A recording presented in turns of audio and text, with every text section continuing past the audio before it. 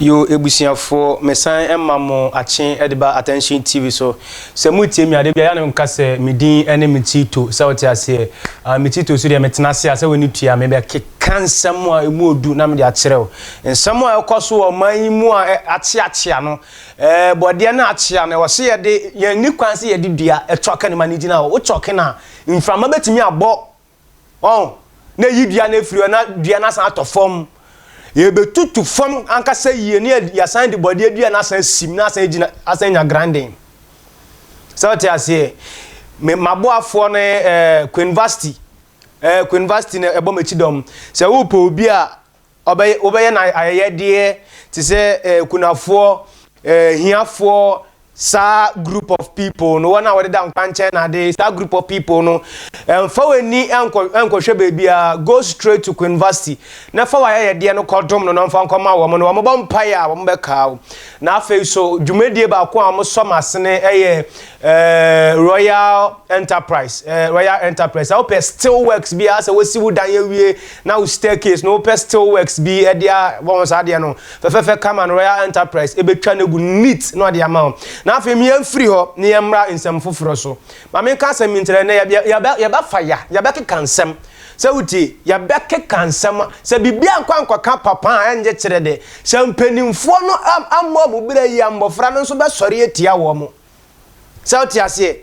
yenya papa no mo aba be kante twase ye kire de no mo ni ba wo mo so se wo mo honhom no mo honhom na firi ni pedua ni mo aduru bebi a wo san kwala no so ye kire de na ho wo honhom ni bebi akwakodu no te ye nka no wo san eti no wo ba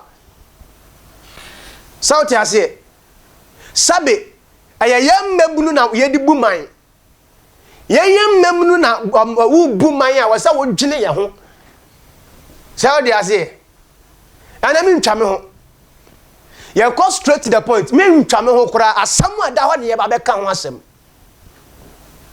asamu ada ho no ene ye ba be ka ho asem since as the buses started back Ghana kuromwa me so me ta bra na me misa no so we are students now say school uniform now nam now to bus na say we stop bus ekotena bus mu as a student sabre na we say uniform no wuntia because you are a student pachomunti asam na me kanie wuntia because you are a student and now upa sedana say uniform busa student for na say omudo do asam na mofro bus ya ka say yanyu omuska government buses no student no kofro na ya ji wo omuska and so student akofro government buses metro mass ku for bus na nasefo na ya ji wo omuska e kan so na nkante sa ye mpanimfo no mo ya che twase ye kire da ne ye kansa mi kire mo efrisa mo ya keka papa mo gusu a mo keka papa na papa ne nye dede nye kire de ntino adwene no enye stable papa ne nye dede no adwene nye stable mamo edi entina ya papa John is ex-president John Adekum Kufuor Tio ex-president John Adekum Kufuor ekofa buses bi bae Metro Mass Transit Limited ekofa buses bi bae now those buses me sure buses no do na no every the friend saying Germany Saudi Arabia ebi for Germany and the Netherlands and China Saudi Arabia Germany Netherlands and China ina sabas si mo kra free hono na me ba na fe adentina se mo di sika podu akwato bus na mo di aba kromu ha na se bus no the windscreen akrake kakra bi pa ya park car no ye de si Metro Mass Transit office wo ya ba park car na suwo aka che se car na sei ya san tam sika podu asan kwa kra fufuraba na se mema ba na waso ne yakwa kra bas ne ba ya ban foforo bas abas no ma bas ne nya adwuma me meka na do asam e wa bas mu member come hama asem obas mu de down na make atira papa na manya bom intini etwase ya tekere de mema ban na kofa bases ba ya ntia ban foforo ba nyanse ni wo se etwase wono so ba teche bas no anase etwase wono so de bas ni be ya adwuma sabe mahama bas wo kwaje ba ye na nado mese bas mahama ambulance wo kofa ba ye na nado ba ye won sa wacha bi over 50 something ambulance yesi wo no na nado ba ye no so kokra ne de buses no da sisi wo ambulance no da sisi wo left to the mercy of the weather. Ye judge ambulance no to the mercy of the weather. Ye wia ya ba be ka tira say asay ye de mark scraps. Kufo buses ya ye kan ho asem a ye kan ho asem yi over 665. Nonsense ye kwa kan ho asem a Metro Mass Transit Limited so minim nyansa gu o mutrim o ma ba be gina out o ma ba gina air. It's a lie. Monty just can't get na mudia na matmemufo bre. Government buses are yakra since what time I started cry to by this time, you know, it should be able to make transport easy. It should be able to make transport systems easy. Because we are supposed to have more than 1,000 of buses in Ghana. Bus in Esua. In yasa bibi na ya bus no windscreen asay na Metro Mass Transit yes the bus na say left to the mercy of the weather so that the weather will rot the bus. So the abaya bus no abarin kana ni abaka tre say buses ni akwa kra na buses na say yasa times kapudro sa kwotena play mu asa kwa han play ya ne boaden asa dia kwa babesia asa dia kwa free ya friend say buses asa dia ba kronim ya ba say dia kwa free buses dia ba kronim ya kamo mi ankan na nkola ne ye dededodo na nkola ne muade na nkola ne ti say panyini wan kwa kan papa abofra no tirada no wanye Mutie panyini no wan kwa ka papa na abofra ne ho abofra ne so trede no wanye sa trede no every say wan me ka papa muntie ne ye enkane no me se enkane no enka we student now say school uniform wo furo bus ya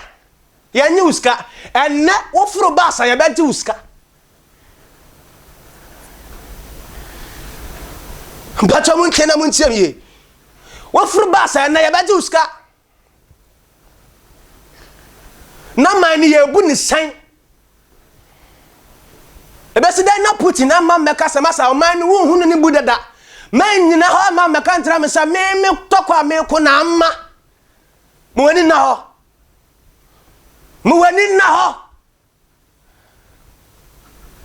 me bra mbapa mo wani na ho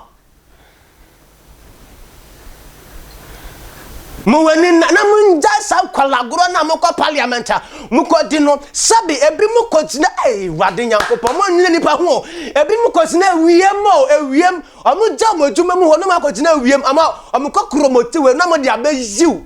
hey mame nka asam ntrɛ the whole Ghana mame ka asam atrɛ the whole Ghana if you are an old person and you don't know the value of responsibility when a task is being assigned you are as dead as what I can't mention. If you don't know the value of the responsibility that has been assigned you, sheni padodo a efenti ye during abatwa no sheni padodo a yebobo wo mutuo during abatwa no frisa ye de akoma pa na bayi wo banka wo de adene papa na nka ebo wo ba ne ka dina de odi adene papa na nka ebo menim sa wo papa fie na wo koton ye na wo de ba be president no wo recover we na fi wo say akonwa ne mu ade into kwanya wo so ba fa so a wo ba baba wo na fa so dia. With all due respect, go back to the responsibilities Ghanaians gave you. With all due respect, go back to the responsibilities Ghanaians gave you. yan to aba emfa ma won konkoti na wie mu ma wie amoyan ama bi mu ntwa so bi mu yare abra ya nim sa that particular number of hours no inka ye wadwuma mu a we would have had better revenue than baby ayedina ya ka yetwa hwe no yan konkoti na ho no emfa nto aba ma wo se bra be de ani o dabio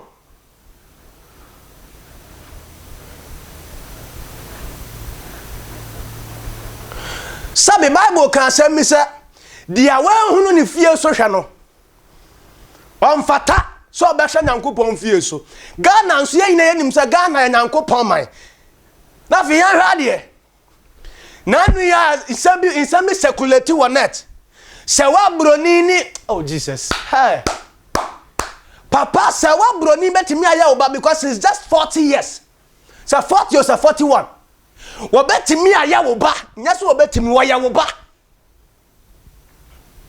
na wotimi ne sa small girl we nenam asese kwana ma no so timi pie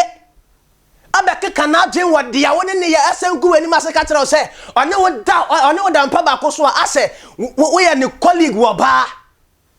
ase wo ya ne saso ba. What kind of disgrace is put than this? Enim gwasia ben na chance enim gwasia wan fa won san kwanko henanum a inka won hunu se sepra ko ahya honi wan wura na tade a inka won hu se babia ne birthmark na edani Saudi Asia wo wi so asama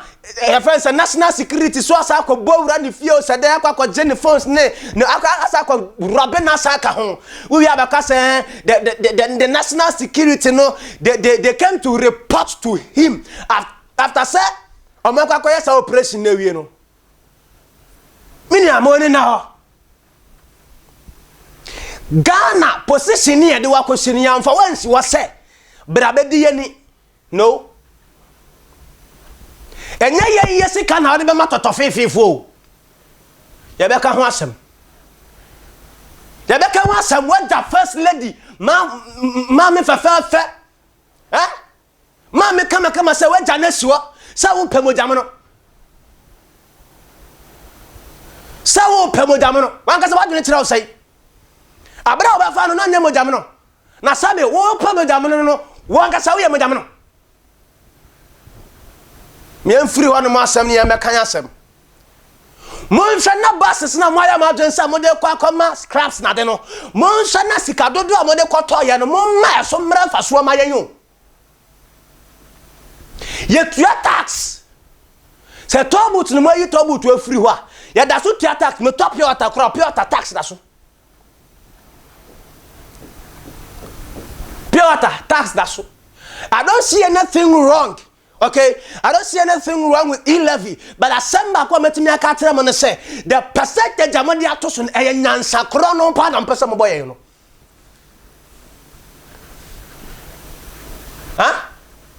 E nyansa kro no pa na o te baza tell me say abrochire ba bia ni wa to butu ho. Eso so mo di e-levy. Yeah. Wamu atobut amada so je e-levy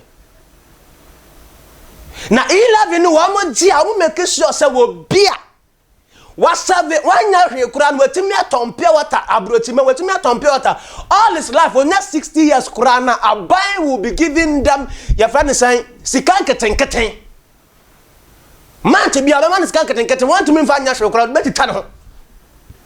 ya ka mo yanka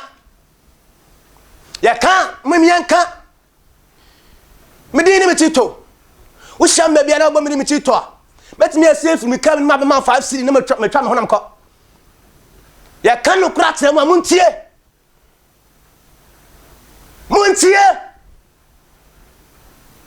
na monya basis no adwuma maye me da asesa o sha attention TV medini metito